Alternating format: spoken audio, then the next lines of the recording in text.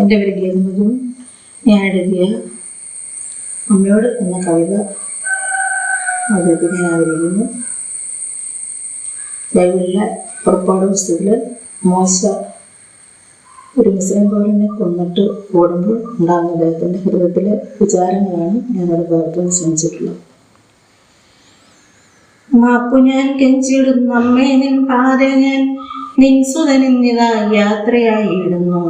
നിൻ സമീപേ എത്തി യാത്ര ചൊല്ലിയിടുവാൻ തെല്ലുമേ സാധ്യതയില്ലെന്നറിയുക നീ.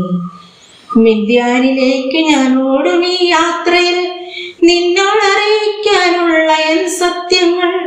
തല്ലിത്തകർത്ത നിൻ മോഹന സ്വപ്നങ്ങൾ ഉള്ളിലൊളിക്കുവാനായില്ലെനിക്കിനി. നെഞ്ചു വിളർന്നുകൊണ്ട് എൻ്റെ അമ്മ എന്നെയാ ഞാങ്ങണപ്പെട്ടവം തന്നിലായി വെച്ചതും പൊന്തക്കാടുകൾക്കിടയിലെപ്പെട്ടതും എൻ പ്രിയ സോദരി വീക്ഷിച്ചു നിന്നതും രാജകുമാരി നീ നീരാട്ടിനെത്തവേ കൗതുകത്തോടെന്നെ വാരിയെടുത്തതും മുമ്പ് പ്രസവിച്ച തന്മണി കുഞ്ഞിന് കൂലിക്കൈ പെറ്റമ്മഹം മിഞ്ഞതന്നതും പെറ്റമ്മ തൻ സ്നേഹം തന്നെ പകർന്നു നീ രാജകുമാരിയാം പോറ്റമ്മയാകിലും ഭർവനരമനയായതിൽ തന്നെ ഞാൻ കൈകാലടിച്ചു കളിച്ചു വളർന്നതും രാജകീയ സൗഭാഗ്യമെല്ലാം പകർന്നു നീ രാജസദസ്സിലെ ഓമനയായി ഞാൻ. വിദ്യാധനത്താൽ സമ്പന്നനായി തീർന്നു ഞാൻ ആകാര ഭംഗിയിൽ രാജകുമാരനായി.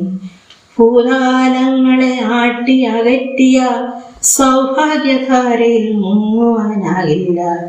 എബ്രായ രക്തം സിരകളിൽ ഓടവേ മിസ്രൈം രാജ്യത്തിനന്യനാണമ്മ ഞാൻ. മിസ്രൈം ദാസ്യത്തിൻ ചവിട്ടടിക്കുള്ളിലായി ചോര ചിതറിത്തളരും സഹോദരർ.